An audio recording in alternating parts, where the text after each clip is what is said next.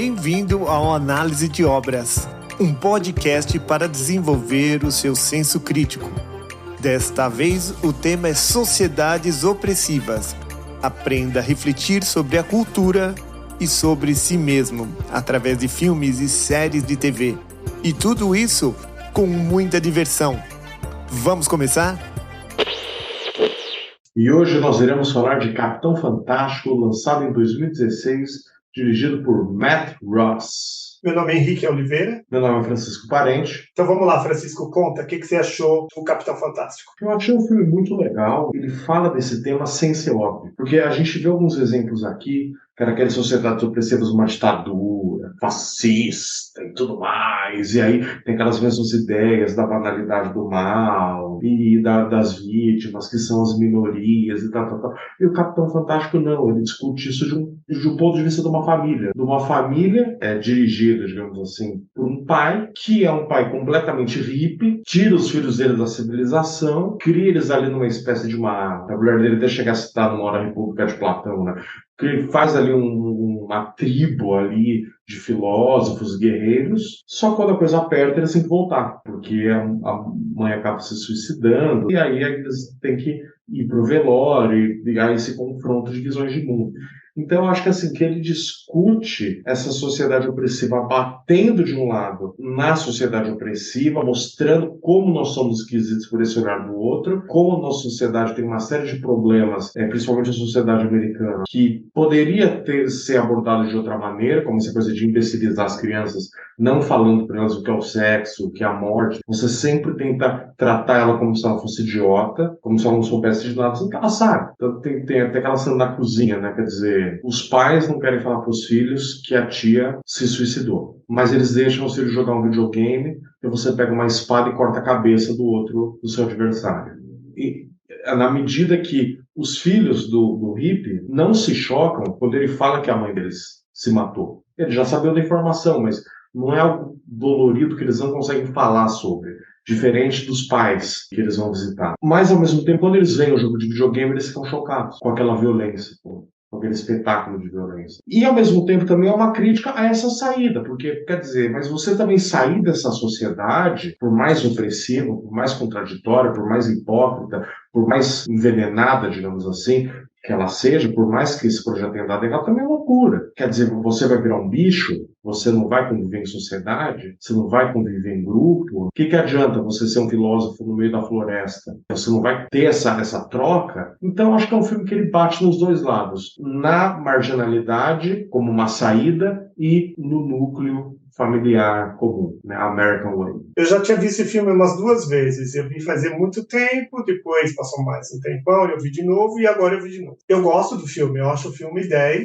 E eu peguei e falei assim, mas peraí, quais são as incongruências desse filme aí? Eu peguei as incongruências, formulei perguntas, fiz 6 perguntas e debati com o chat GPT. Foi interessante para mim fazer isso, porque eu peguei o que eu achei de mais agudo, de mais fora e debati com uma inteligência artificial que me propôs respostas. Né? Então é um filme que eu acho bacana. Eu acho que as pessoas, nós estamos discutindo sociedade opressiva, a gente está bem acertado em falar desse filme. Esse filme ele faz outra posição. Acho que aquela posição, inclusive você comentou, já cansou a beleza, né? Porque toda vez a gente fala do opressor e o coitado. Aqui não. É outra perspectiva, é outra forma de olhar. Porque eu acho que é assim que a gente cresce, olhando de ângulos diferentes. O que me chama a atenção nesse filme é que esse filme ele tem um debate ético muito interessante. Tudo bem, você tem o direito de educar os seus filhos como você quer. Você pode escolher se você põe eles numa escola religiosa, numa escola militar, mas até que ponto você pode chegar a essa educação? O nosso protagonista, ele tem uma ideia utópica para os filhos dele, quer dizer, ele quer que os filhos dele sejam saudáveis, que eles não engordem com fast food, que eles saibam se defender, que eles saibam se localizar numa selva, que eles tenham leituras até mais avançadas do que talvez deveriam ter para a idade deles. Mas a questão é, assim, até que ponto essa utopia dele pode ser saudável e até que ponto ele tem direito de fazer isso com os filhos dele. Porque é isso que choca a família da esposa que se suicidou, né? da esposa dele. A família da esposa dele falou, peraí, mas qualquer juiz tiraria a guarda que você tem de seus filhos. Mas os filhos dele, no final, escolhem ele, né? E alguns deles até já são grandinhos. Tanto que o avô fala, né? Não, o seu filho já tem idade para se decidir, eu vou honrar o desejo dele e tal. Então é interessante que no final os próprios filhos alguns já, né, ainda são adolescentes, mas já com uma certa maturidade de mundo, escolhem ficar com o pai, escolhem voltar para esse mundo. Claro, no final é uma coisa negociada. Eles vão para a escola, tal, ele tem uma abertura, é um final legal, um final que enxerga um meio termo. Mas eu acho interessante isso. Até onde vai o direito que você tem sobre o seu filho? Porque quando eu vi esse filme, eu lembro de uma coisa que você falou muito interessante, que eu falei uma vez sobre o contrato social. Você falou, não, peraí, contrato é você lê, você assina se você concorda ou não. O que a gente tem é um contrato imposto pra gente. Algo que foi imposto, né? A gente não decide se a gente aceita isso ou não. E é isso que acontece com os filhos dele. Quer dizer, ele colocou uma utopia para os filhos e os filhos têm que aceitar porque eles são criados por ele, no meio de uma mata. Eu parei para pensar bastante sobre isso. Então, foi legal você trazer a história do contrato social, porque é meio que assim, nos Estados Unidos eu sei que os pais, em alguns estados pelo menos, os pais têm direito de educar os filhos. Só que para eles educarem os filhos, eles precisam pedir para o Estado a concessão de ser o educador do filho. Vai um assistente social na sua casa com alguma regularidade para acompanhar, ver se você está realmente educando. Você precisa prestar conta para o Estado se teu filho consegue passar nas avaliações daquele nível para ir para outros níveis. É interessante essa questão do contrato social porque a gente nasce imposto uma tirania social que não é um contrato, porque aquilo que a gente falou não é uma coisa que você leu e concordou. Você já está tiranizado pelo Estado. Então ele levando os filhos dele para a floresta e fazendo esse tipo de coisa sem pedir a concessão do Estado, ele já está sendo ilegal. Ele já está quebrando um contrato, porque ele é um cidadão americano. Ele não tem escolha. Ele simplesmente se rebelou. E outra coisa que eu acho que é interessante, os Estados Unidos é um país de alta vigilância, dos parques florestais, a gente vê isso nos filmes, tem sempre um guarda, alguma coisa assim. Como que ele trabalhou com os filhos dele, que teve seus filhos dele vivendo ali, onde o comerciante local conhecia ele e tudo mais, e nunca ninguém foi bater na porta dele para questionar, você está educando seu filho? Como que está acontecendo essa coisa aqui? O que você acha dessa tirania social de você não ter o direito de educar seu filho à sua moda? É um Estado que se importa com a sua individualidade? Ou você não tem direito mais à sua individualidade? O Estado já assumiu isso e você que cale sua boca e vai seguindo o que a gente já tem prescrito aqui com livros e livros e livros que dizem sobre você. Então, mas é interessante isso, porque o Estado moderno, que é fundado nas ideias iluministas, a ideia é que o ser humano é uma besta fera mesmo e que a razão, a ciência, vai tomar essa fera e vai transformar ele num cidadão. Então, essa tirania, né, que alguns podem falar, não é uma tirania, ele tira direitos a uma existência social, você tem direitos políticos, você é um cidadão e tal, que também não deixa de estar errado, claro. Mas, assim, é interessante que isso faz parte de um projeto filosófico que já parte da premissa que você é uma besta e que o ser humano deve ser domado. Ele já parte dessa premissa. Tanto, nada disso de ir para a floresta e querer educar seus filhos. Seja lá o que for que você acredite, você, indivíduozinho, cala a sua boca e presta satisfação para o Estado. Sistema. Porque muito provavelmente você não vai educar bem essa criança. Ou se você for, você que me dê bastante explicações aqui como é que você faz isso. Você não vai fazendo a torto e direito. Você não tem direito. Eu não te dou direito. É uma baita de uma falta de respeito contra o indivíduo. Por outro lado, isso é feito sobre bases da ciência pedagógica. Claro que isso tudo acaba caindo no relativismo, mas assim, que vai falar exatamente assim, o que seria bom ou não para uma criança, o que seria saudável ou não. Que nem, por exemplo, em dado momento o sogro dele interpela ele e fala, o seu filho está com a mão quebrada, ele quebrou a mão subindo uma montanha, ele tem machucado no corpo inteiro. Ele falou, todos nós temos machucados no corpo inteiro. Porque a gente vive lutando na selva. E o sogro dele fala, isso é abuso infantil. Se eu jogo isso numa corte, você é preso. E, de fato, o que ele está fazendo com os filhos dele pode ser lido como uma coisa meio desumana, assim, né? Você dá um presente para os seus filhos, criança, uma arma. Não era uma faca de cozinha, era uma faca de combate. Era uma arma para combate, para matar, para estripar. E ele ensinava para os filhos dele técnicas desse tipo de coisa. Então, quer dizer, se cada um fechar num nicho e começar a fazer esse tipo de coisa, eu acho que eu volto àquilo que você falou no nosso encontro passado, sobre o Mandela. Quer dizer, na África do Sul, existem grupos de fazendeiros que se unem e fazem treinamento militar contra negros, quer dizer, sabe, para se proteger de uma suposta tirania dos negros que pode acabar tomando a fazenda deles. Então viram milícias, entendeu? Então, para evitar talvez esse tipo de atitude antissocial, uma atitude quase que de um sociopata, você treinar o seu filho contra a sociedade, contra o Estado, podendo evoluir talvez para alguma coisa terrorista, se a gente for parar para pensar, há um Estado falando, não, peraí, a criança tem que saber isso, esse direito para se alinhar com o projeto dela. No final, também é a autoconservação, é o Estado se conservando. Por isso, talvez até ele deixe as crianças excessivamente idiotas, né? Para não haver nenhuma possibilidade de rebelião. Né? Eu não sei, essa história do Estado, imediatamente você nasceu, abriu o olho, você já presta satisfação, você precisa registrar o seu filho, você precisa, quando for educar seu filho, você precisa pôr ele no sistema. Se você não levar para a escola quando ele tem 6, 7 anos, você está contra a lei. Se você não educar, está contra a lei. Se você levar para a selva, você está contra a lei. Quer dizer, é um contrato social do mal. No meu entender, no meu sentimento, assim, mas é a democracia, foi escolhidos, tem 1000 prerrogativas para justificar a história. Mas, assim, ele é opressor, já. Ele tem uma natureza intrínseca nele opressiva. Aí você perguntou também agora há pouco, mas será que o pai tinha esse direito? A criança teve escolha? A criança escolheu estar ali no meio da selva, quebrando a mão e não vivendo as experiências do mundo moderno? Mas me diga o outro lado dessa história. Uma criança que abre o olho numa sociedade moderna, num lugar altamente desenvolvido, capitalista e tudo mais, ela abre o olho. Ela escolheu alguma coisa? Ela escolheu assistir aqueles programas de televisão, a comer a comida com açúcar e tudo mais que foi dado para ela? E aí eu parei para pensar e eu cheguei na seguinte conclusão. Uma criança é sempre tiranizada. Ela não tem direito de escolha. Porque para ter direito de escolha, você precisa ter uma posição para depois escolher. Uma criança, ela está nula. Ela está pronta para receber. Ela não está pronta para opinar. Ela está pronta para receber. Então, se você é pai e você leva no meio do mato, você é tirânico. Se você é pai, você está no meio de uma cidade e dá para o seu filho, no primeiro dia que ele nasceu, um iPhone, um iPad ou um sei lá o quê, um celular, você é um tirano. A criança, ela é um ser que absorve.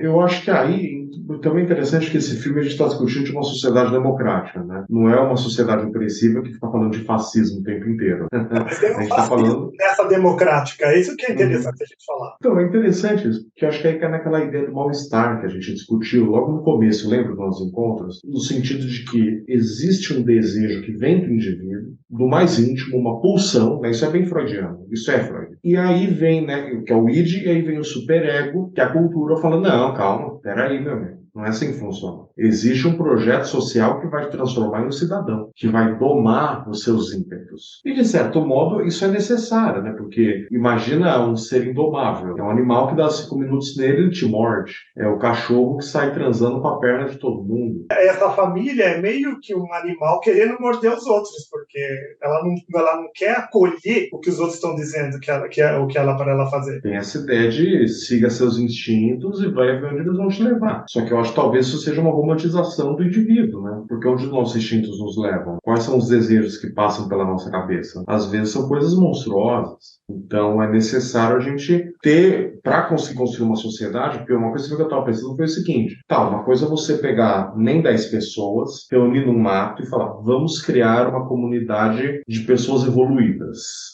A gente vai ler poesia à noite, a gente vai cantar músicas, a gente vai treinar combate, a gente vai caçar, a gente vai plantar plantinhas bonitinhas, a gente vai ter seminários de física e de filosofia. Agora, outra coisa é uma sociedade de massa de milhões de habitantes. Como que você promove isso? Todo mundo vai viver em pequenas tribos? Meu Deus, né? É pedir para a barbárie voltar em 30 segundos, né? É que é não factível também, porque uma das questões que, inclusive, eu pus para o chat GPT é o seguinte, que pais são esses tão iluminados, tão capazes de ensinar para o filho 5, 6 línguas fluentemente? Que pai é esse que consegue ensinar física quântica e combate, ensinar de faca, de mata animal e de fazer análise crítica de todo quanto é tipo de literatura? Então, eles estão ensinando esses supostos reis filósofos, mas eles precisam ser um rei filósofo do mais alto nível para poder ter tanta bala na agulha para conseguir fazer isso. Quer dizer, da sociedade onde eles vieram, supostamente má e opressiva, construíram eles de uma forma magnânime, fantástica. Você acha que é plausível? Existe essa figura maravilhosa? Talvez os filhos de Einstein ir para a floresta. Einstein não conseguiria sobreviver numa floresta. Talvez ele conseguiria ensinar um monte de física, um monte de matemática, mas e o resto? Então, nesse filme, parte de um pressuposto muito doido. São pais, assim, fantásticos. O pai, ele é um cara muito fora da curva. As coisas que ele sabe, as 6 línguas, mais a filosofia, mas todas as disciplinas possíveis, mais caça, mais combate, é uma coisa assim, mas também, por outro lado, ele não trabalha. O dia dele é para ele se aprimorar. O dia dele é para treinamento físico e para filosofia e para caça, né? Eu não sei aonde que ele aprendeu isso. É interessante, né? Pensar qual que é a origem desse cara para ele ser tão extraordinário assim e conseguir passar isso para os filhos. Então, nesse quesito, assim, é bem utópico. Deixa o filme um pouco assim, meio forçado mesmo. Né? Quer dizer, porque dá uma sensação de que, tipo, a gente não vive assim porque a gente não quer. Porque todo mundo tem a potencialidade para ir para a floresta e, tipo, não é assim. Claro que não é assim. Nem você falou, o próprio Einstein provavelmente ia morrer numa floresta em 3 dias. Mas é interessante também pensar nessa falência da mãe. Quer dizer, a mãe morreu, né? A mãe não aguentou. Na verdade, é mais absurdo ainda porque depois do primeiro filho ela tem esse surto e o cara levou ela para uma floresta, sendo responsável psiquiátrico dela, ainda fez mais um monte de filho com ela e não tratou dela. Ao ponto da coisa ficar muito feia, dela, uma clínica psiquiátrica, acabar se suicidando lá. Você acha que essa falência da mãe é a falência da utopia? Não, acredito que não. Eu acredito que isso daí é uma proposta que o filme fez para falar, bom, o caminho não é liso, o caminho tem seus problemas. Eu lembro que assisti um filme também de Kung Fu uma vez, que o monge lá, que tinha meditado a vida inteira, ele se suicidou. E para mim foi um grande susto, porque eu tenho maior reverência, maior respeito por uma pessoa que se medita e pratica a sua iluminação pessoal diariamente, e a pessoa se suicidou. Como assim? Deveria ser a última pessoa que iria se suicidar. E aí isso me botou para pensar. Então o filme também faz isso, ele bota a gente para pensar. Eu tenho gente da minha família, gente próxima, que tem um olhar muito assim, que a indústria farmacêutica é muito perniciosa, e os remédios é a última coisa que a pessoa deveria tomar. Ela tem que tentar pelos meios naturais e não tomar remédio, que é uma indústria do mal, sabe? Que ela ajuda, mas é a última instância, só deveria tomar remédio. E eu fui, no meu entendimento do filme, na negociação do marido e mulher, ela meio que estava balançando, né? Que ela deveria voltar para a civilização, tanto é que o filho menor, uma das revoltas dele é esse, que ele tinha ouvido os pais debatendo esse problema. E a mãe estava surtando, e eles, no entendimento dele, principalmente, era, não, segura a onda, a gente está no lugar da natureza, a gente está fazendo uma coisa maravilhosa, vamos ficar aqui, vamos segurar a onda. Tudo bem, segurou a onda, até uma coisa ficou insustentável, mandou a mulher para a civilização. Chegou na civilização, você viu a casa dos pais dela, eles eram pessoas ricas, super abastadas, sem dúvida teve acesso à melhor saúde que o mundo capitalista desenvolvido tem. E mesmo assim, que remédio deram para ela? Ou que acolhimento deram para ela? Porque ela se suicidou. O acolhimento que deram para ela também na civilização foi um acolhimento lixo, porque ela se suicidou. Então, na selva, ela estava sobre um parâmetro de aguenta aí que a natureza vai dar um jeito em você. Tudo bem, é um ponto de vista, foi, sei lá quanto que isso foi ruim para ela e para os filhos. E no ponto de vista B, vai para a civilização e se valha dos melhores profissionais e da melhor farmácia possível. E mesmo assim não resolveu. Talvez, então, a morte da esposa não seja só uma falha da utopia, mas no sentido de que o ser humano não tem conserto mesmo, né? A civilização não conseguiu salvar ela. A utopia com o marido dela não conseguiu salvar ela. Porque talvez nada conseguiria salvar ela. Ela estava com uma doença que ela não poderia escapar. Talvez a morte dela seja a expressão trágica da condição humana. Tem coisas que não tem saída, não tem remédio. Quer dizer, essa utopia não resolve tudo e a civilização também não resolve tudo. Tem um limite de onde a gente pode chegar. E talvez a morte da esposa seja isso, entendeu? Falar, olha, a utopia não é a panaceia que resolve tudo e a civilização também não tá... Essa bola toda, não, porque quem assiste esse filme, se a pessoa ficar com o olhar meio bambo, é capaz dela falar, olha, você viu o marido mau que segurou ela na selva, talvez contra a vontade dela, sem se dar conta da saúde mental dela e dos problemas dela, forçou até que ela se matasse. Mas não é verdade. Ela teve um tempo na civilização. E mesmo assim não a salvou. Aqui, dessa forma que foi apresentada, dá pra meter pau nos dois.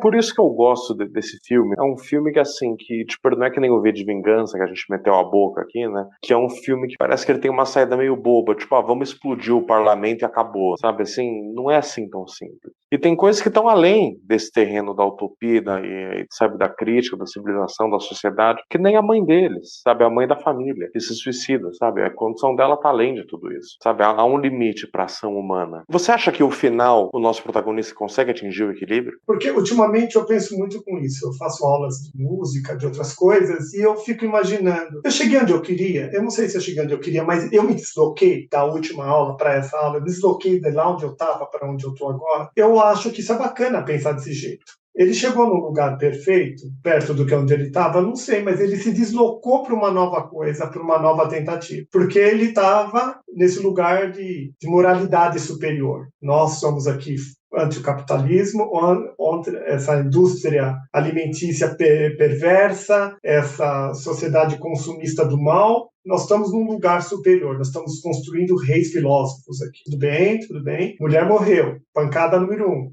2, foi lá, passou por várias problemáticas de socialização. Os próprios filhos jogaram na cara dele que, peraí, pai, tirando o conhecimento que vem do livro, eu não sei lidar com o ser humano. E aí? Tudo essa coisa maravilhosa que você me fez me serviu do quê? Então, ele levou o bolo na cara, de novo. Aí, quando a filha caiu do telhado e o cara falou assim, olha, se fosse 1 milímetro para baixo, sua filha ia ficar ou ia morrer ou ia ficar paraplégica, o outro bolo na cara. E a lista que o sogro dele apresentou para ele, peraí, se eu chamar qualquer sistema legal aqui, eu ganho. Então, tudo isso botou nele, peraí, eu que estou nessa moralidade superior, estou levando bolo na cara sem parar. Então ele teve que ressignificar as crenças dele. Peraí, eu que estou tão superior, não sou tão superior assim. A ponto dele querer deixar os filhos, que também é outra questão do filme. E aí ele teve que se ressignificar. Ele chegou naquela casinha do interior pequena, com as crianças indo na escola. E aí? Ele já tinha dito no momento anterior que o filho dele mais velho ia fazer o quê no MIT ou no Cambridge ou nessas faculdades de elite?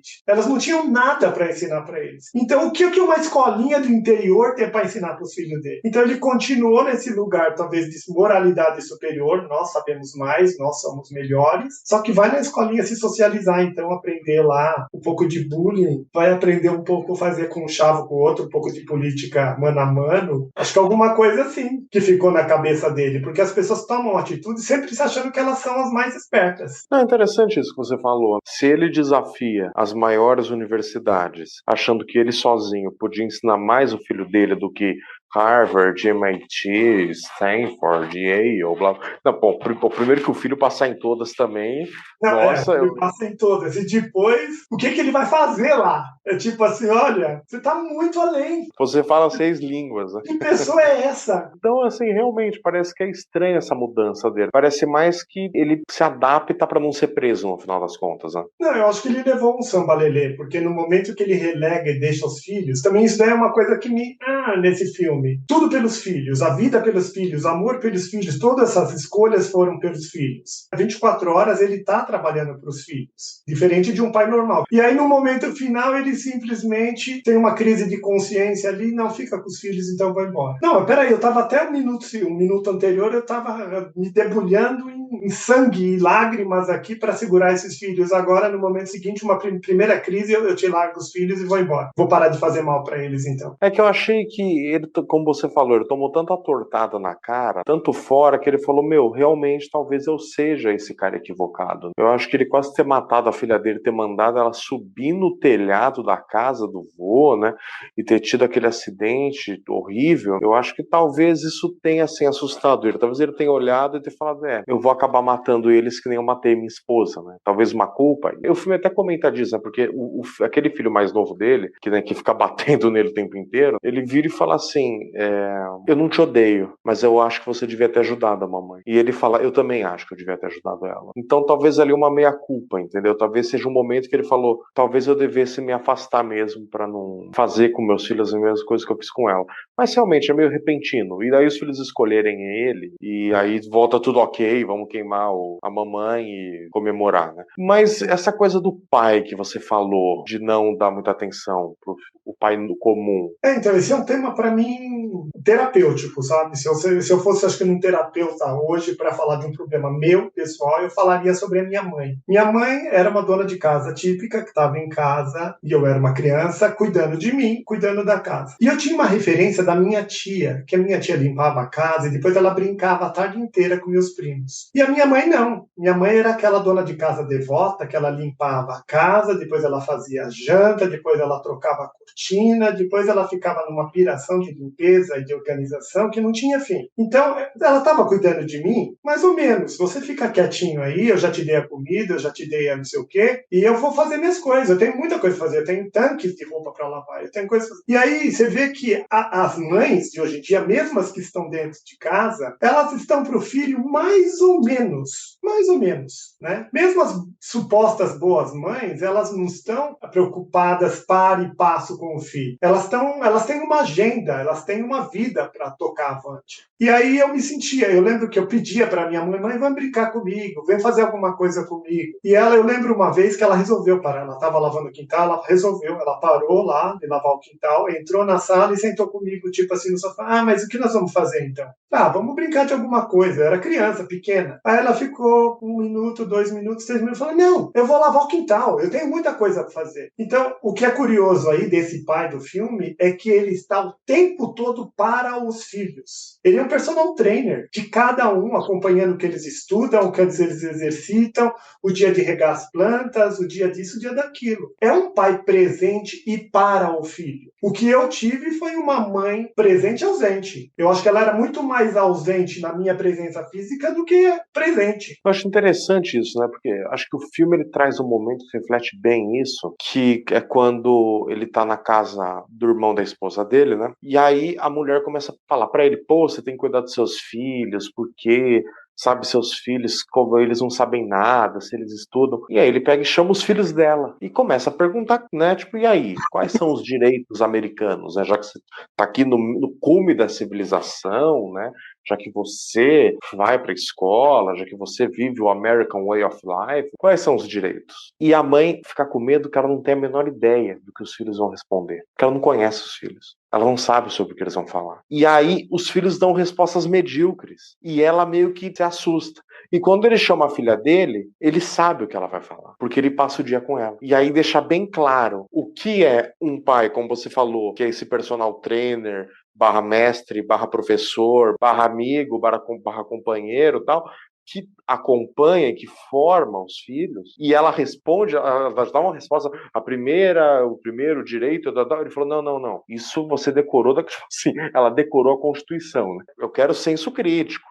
E depois ele fala, não, dê sua opinião sobre a decisão de 2010 da Suprema Corte. Então você vê assim, como que ele está presente, como que ele sabe abrir um diálogo com os filhos. Ao passo que os outros, aquele casal, eles estavam completamente alheios. Tipo assim, como você sabe que seus filhos são educados? Eu mando eles para a escola. Porque não é, a escola é isso. A escola ensina, a escola educa. Então se eu colocar meu filho numa escola, ele vai ficar inteligente. Claro, eu não preciso saber, eu não sou professor. Aí entra aquele mundo técnico que a gente falou mais cedo, mundo moderno técnico. Quem vai avaliar a escola? Eles vão dar uma prova, meu filho vai responder a prova, eles vão falar, seu filho sabe 7. Tudo bem, 7 passa. A média é 6, né? Seu filho sabe 10.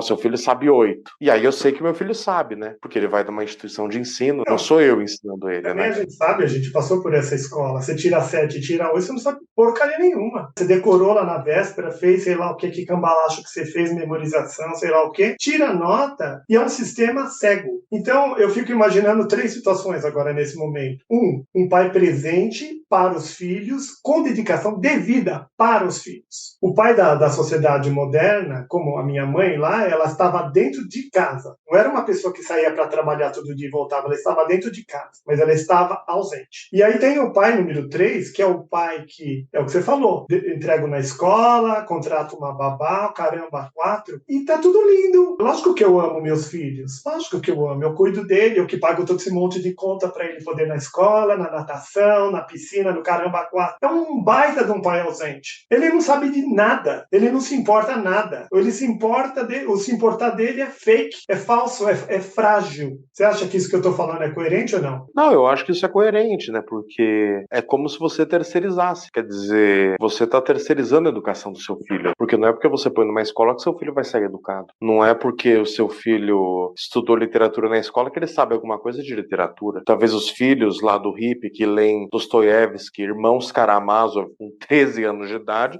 talvez tenham uma leitura muito mais profunda. Quer dizer, então, assim, eu acho que é uma sociedade que ela cria problemas, ela tenta solucionar, assim. Você trabalha e você vai estar cansado. Então, quando você chega em casa, você pode dar um videogame pro seu filho. Porque aí você não precisa olhar pra cara dele, e aí você vai poder descansar, você vai poder ficar com a sua esposa. Puta, mas você ficou o dia inteiro fora? Não, mas você vai pôr numa escola renomada. Uma escola que tem nome. Lá eles formam formadores de opinião. Parece que é uma ideia assim, é uma sociedade, como ela meio que dissolve essa família que durante toda a história viveu unida, viveu junta, porque moravam juntos, trabalhavam juntos. O filho pegava o lugar do pai, que pegou o lugar do avô, que pegou o lugar do bisavô, né? Tinha essa ideia de tradição. O pai e a mãe como os presença, né? De representantes um pai, da sabedoria. 300 anos atrás, enquanto o pai lá, o ferreiro, estava batendo no ferro, o filho estava lá do lado para entregar o ferrinho, para ouvir as conversas, para participar no mano a mano. Existia uma coisa muito tradição, mais próxima e calorosa. Tradição. Hoje em dia, o pai também fala assim, não, mas eu preciso ter uma vida também. Porque também a gente pode questionar isso. A pessoa, no momento que ela tem um filho, ela zerou, ela vive só pro filho, é só o filho na frente dela, não tem outra visão, ela não tem direito de ser ela, de querer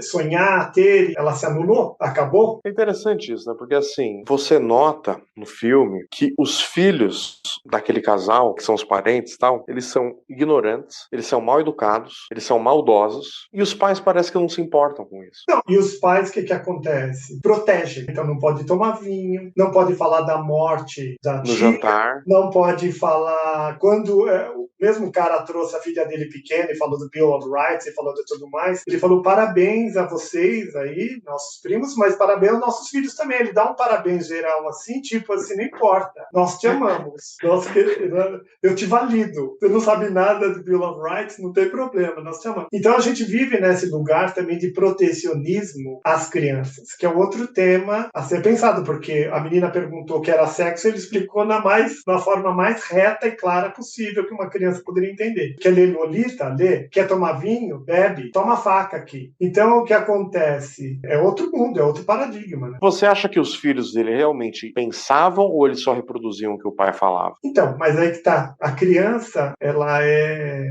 não tem escolha, né? Ela, quando ela nasce, se ela nasceu numa cidade desenvolvida, ela vai passar por um processo de lavagem cerebral daquele nível, e se você nasce lá na selva, você vai ter uma lavagem cerebral daquele outro tipo. Você não é uma pessoa que argumenta. Para contra-argumentar, você tem que ter alguma coisa antes e contrapor. Então, eles reproduzem o que o pai diz, né? O pai tenta formar um senso crítico nele, mas mesmo esse ensejo de criar o senso crítico ainda não é o senso crítico. Ainda é uma reprodução do que o pai fez. Mas o pai está desde o primeiro momento tentando instilar isso, que é legal, porque esse jovem, quando ele se tornar 15, 16, 17, 18 anos, ele foi estimulado para criar o senso crítico. E na nossa sociedade eu acho que não. Nosso canal aqui eu tenho esse intuito, nós temos esse intuito, né, de criar o senso crítico nas pessoas, falando sobre filmes. Mas para quem que serve? Isso daqui não é para criança? Não. Quem é o nosso público? Acho que o nosso público é um público maduro. Acho que é um público, sabe, que está disposto a ouvir, a pensar, sabe, e querer uma outra opinião. Porque, como você falou, geralmente não é que a gente pega o filme tipo youtuber e fica explicando o filme, né? Quer dizer, tem cara que nem explica, tem cara que fica narrando o filme, né? Ah, ele dormiu na casa do fulano. Ah, eles discutiram na mesa de jantar. Ah, e daí no outro dia eles foram embora. Pô, obrigado, eu vi o filme, né? Eu te devo o ingresso, né? E aqui, nosso canal é um canal que a gente usa isso de base para discutir outras coisas. Para discutir outras coisas. Então, eu acho que o nosso público é um público maduro. É um público que já é adulto, já tem uma ideia de mundo, já tem essas referências de mundo, e aí ele pode gostar ou não do que a gente fala. Ele pode concordar ou não. Ele pode, inclusive, discordar totalmente. Mas uma coisa interessante, que nem a história do Noam Chomsky, que o filho fala, não, por que a gente não comemora o Natal como todo mundo? E o pai fala, porque você vai comemorar um elfo fictício que inventaram? É isso que é bom? Me explica de onde você parte para me dizer que isso é melhor do que comemorar o Noam Chomsky. E eu acho que é mais ou menos isso que a gente aqui faz, né? Eu gostaria que as pessoas que assistissem nossos vídeos, vocês podem detonar a gente, no sentido de vocês podem se contrapor totalmente ao que nós estamos dizendo, mas me dê argumentos, por que isso não é bom? Quem sabe você me convence? Eu sou uma pessoa aberta para ser convencida. Se você me der bons argumentos e falar, olha, isso tudo que você falou é um monte de bobagem, tudo bem, mas me dê bons argumentos, né? Eu tô com você, eu também penso assim. Porque eu acho que é o único modo de sair daquela bolha de proteção, né, que você tinha falado, que é uma coisa que o filme critica muito a nossa sociedade, o modo como tem essa proteção, a gente é criado numa bolha de proteção muito grande, né? Não, isso não pode fazer. Não, esse é o seu limite. Não, isso aqui não pode passar. Não, isso aqui não é apropriado. Mas peraí, mas você não me conhece. E se eu achar apropriado? E se eu achar que tudo bem fazer tal coisa?